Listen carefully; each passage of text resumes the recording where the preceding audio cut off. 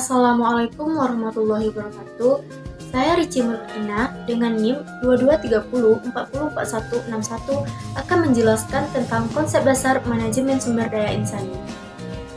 A. Pengertian manajemen sumber daya insani. Manajemen sumber daya insani adalah konsep yang digunakan untuk mengelola sumber daya manusia secara efektif di dalam sebuah organisasi. Konsep ini menekankan pada manajemen yang berpusat pada manusia, yang berarti bahwa organisasi harus menciptakan lingkungan kerja yang dapat meningkatkan produktivitas, keputusan kerja, dan motivasi karyawan. B. Fungsi manajemen sumber daya insani. Fungsi dari manajemen sumber daya insani ini terdapat 10. Yang pertama, fungsi perencanaan adalah merencanakan tenaga kerja secara efektif serta efisien agar sesuai dengan kebutuhan perusahaan dalam membantu terwujudnya tujuan. Yang kedua, pengorganisasian. Pengorganisasian adalah kegiatan untuk mengorganisasikan semua karyawan dengan menetapkan pembagian kerja, hubungan kerja, delegasi wewenang, integrasi, dan koordinasi dalam organisasi. Yang ketiga, pengarahan. Pengarahan adalah kegiatan mengarahkan semua karyawan agar mau bekerja sama dan bekerja secara efektif serta efisien dalam membantu tercapainya tujuan suatu perusahaan. Yang keempat, pengendalian adalah kegiatan mengendalikan semua karyawan agar mentaati peraturan perusahaan dan bekerja sesuai dengan rencana. Yang kelima, pengadaan merupakan proses penarikan, seleksi, penempatan orientasi, dan induksi untuk mendapatkan karyawan yang sesuai dengan kebutuhan perusahaan. Yang keenam, pengembangan adalah proses meningkatnya keterampilan teknis, teoritis, konseptual, dan moral karyawan melalui pendidikan dan pelatihan.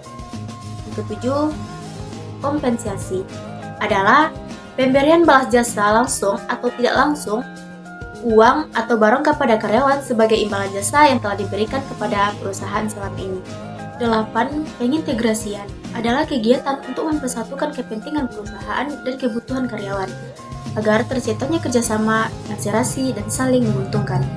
Yang ke-9, kedisiplinan merupakan fungsi manajemen sumber daya insani yang paling terpenting dan kunci terwujudnya tujuan, karena tanpa disiplin yang baik sulit terwujudnya tujuan yang maksimal. Kedisiplinan adalah keinginan dan kesadaran untuk mentaati peraturan perusahaan dan norma-norma sosial.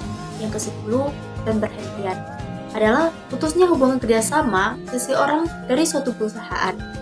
Pemberhentian ini disebabkan oleh keinginan karyawan, keinginan perusahaan, kontrak kerja berakhir, pensiun, dan lain sebagainya. C. Masalah dan tantangan manajemen sumber daya insani. Yang pertama, tantangan lingkungan adalah kekuatan eksternal yang dihadapi oleh sebuah perusahaan. Hal ini dikatakan mempengaruhi kinerja organisasi dikarenakan manajer sebuah perusahaan tidak bisa mengontrol pengaruh eksternal. Oleh karena itu, perlu dilakukan strategi dalam rangka mengontrol dan mengelola faktor tersebut sebagai peluang ataupun ancaman bagi perusahaan. Salah satu cara yang paling umum dan efektif dalam memonitor lingkungan tersebut adalah dengan cermat membaca tekanan bisnis.